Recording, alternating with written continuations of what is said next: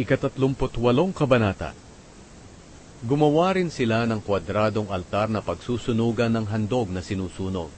7.5 talampakan ang haba nito. 7.5 talampakan din ang lapad. At 4.5 talampakan ang taas.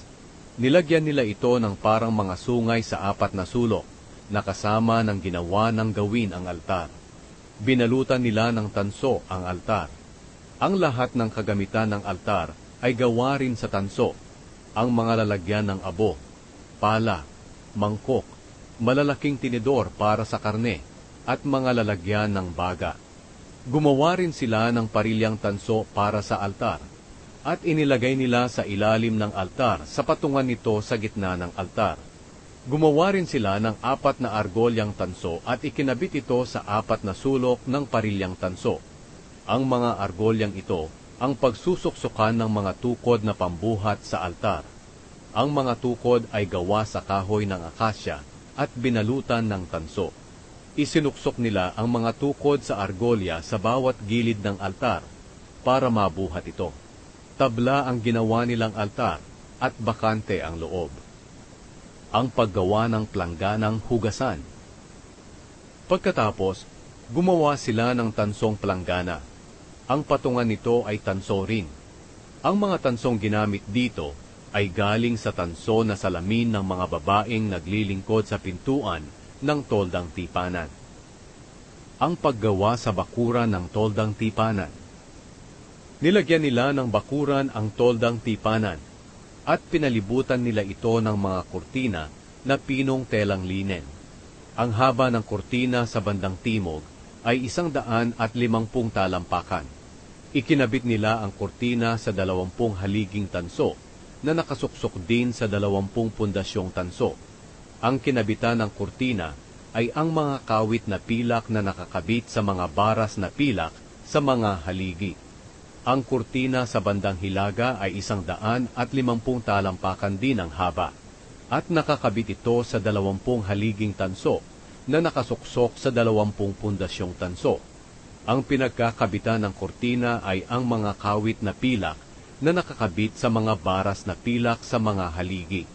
Ang kurtina sa bandang kanluran ay 75 talampakan ng haba, at nakakabit ito sa 10 haligi na nakasuksok naman sa 10 pundasyon. Ang pinagkakabitan ng kurtina ay ang mga kawit na pilak na nakakabit sa mga baras na pilak sa mga haligi. Ang kurtina sa bandang silangan ay 75 talampakan ng haba.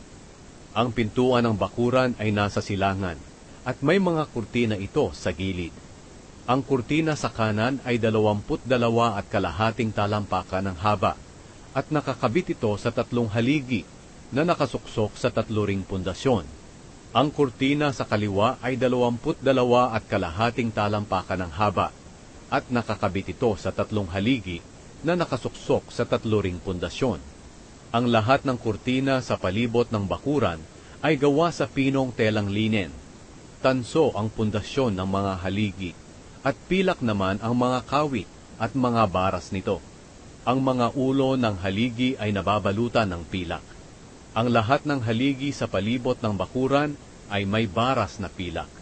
Ang kurtina ng pintuan ng bakuran ay gawa sa pinong telang linen, na binordahan gamit ang lanang kulay asul, ube at pula, at napakaganda ng pagkakaburda nito. Ang haba nito ay 30 talampakan at 7.5 talampakan ang taas, katulad ng taas ng mga kurtina na nakapalibot sa bakuran. Ang kurtinang ito ay nakakabit sa 4 na haligi na nakasuksok naman sa 4 na pundasyon. Nababalutan ng pilak ang mga kawit at mga baras ng mga haligi at ang mga ulo nito. Purong tanso ang lahat ng tulos ng tolda at ng bakuran sa palibot nito. Ang mga materyales na ginamit sa pagpapatayo ng tolda. Ito ang mga materyales na ginamit sa pagpapatayo ng toldang sambahan, kung saan nakalagay ang malalapad na batong sinulatan ng mga utos ng Diyos. Inilista ng mga Levita ang mga materyales na ito ayon sa utos ni Moises. Ang gawaing ito'y pinamahalaan ni Itamar na anak ni Aaron na pari. Ang namamahala sa pagpapatayo ng tolda ay si Bezalel na anak ni Uri at apo ni Hur na mula sa lahi ni Huda. Ginawa niya ang lahat ng iniutos ng Panginoon kay Moises. Katulong niya si Oholiab na anak ni Ahisamak na mula sa lahi ni Dan. Magaling siyang magtrabaho, magdisenyo at magburda ng pinong telang linen at ng lanang kulay asul, ube at pula. Ang kabuuang timbang ng gintong inihandog para gamitin sa paggawa ng tolda ay 1,000 kilo ayon sa timbangang ginagamit ng mga pari. Ang kabuuang timbang ng pilak na naipon ay 3,520 kilo ayon sa bigat ng pilak sa timbangang ginagamit ng mga pari. Nanggaling ito sa mga taong nailista sa census. Nagbigay ang bawat isa sa kanila ng 6 na gramo ng pilak, ayon sa bigat ng pilak sa timbangang ginagamit ng mga pari. May 603,550 tao na may edad na 20 pataas ang nailista sa census. Ang 3,500 kilo ng pilak ay ginamit sa paggawa ng 100 pundasyon ng tolda at ng mga kortina, 35 kilo bawat pundasyon. Ang natirang 20 kilong pilak ay ginawang kawit at baras ng mga haligi at ibinalot sa ulo ng mga haligi. Ang bigat ng tansong inihandog sa Panginoon ay mga 2,500 kilo. Ginamit ito sa paggawa ng mga pundasyon ng mga haligi sa pintuan ng toldang tipanan. Ang iba rito ay ginamit sa paggawa ng altar na tanso, ng parilya nito, at ng lahat ng kagamitan ng altar. Ginamit din ang mga tanso sa paggawa ng mga pundasyon ng mga haligi sa palibot ng bakuran at ng pintuan nito, at sa paggawa ng lahat ng tulos ng tolda at ng mga kurtina sa palibot nito.